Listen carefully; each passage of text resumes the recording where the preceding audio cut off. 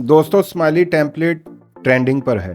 TikTok पर ये इस वक्त ट्रेंडिंग पर है, लेकिन इसके बारे में सब गलत बता रहे हैं। आप गूगल पर स्माइली टेम्पलेट लिखें, उसके बाद इस लिंक को क्लिक करें, इसको स्क्रॉल करें, जिस पेज पर आएंगे यहाँ पर ये टेम्पलेट आएगा, इसको क्लिक करें तो ये स्माइली टेम्पलेट आ जाएगा।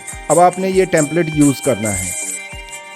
यूज़ टेम्पलेट पर क्लिक करें और अपनी कोई तस्वीर सेलेक्ट करें।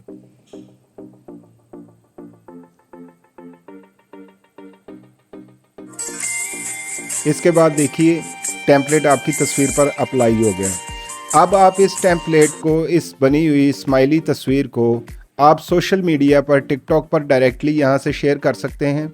एक्सपोर्ट कर लें।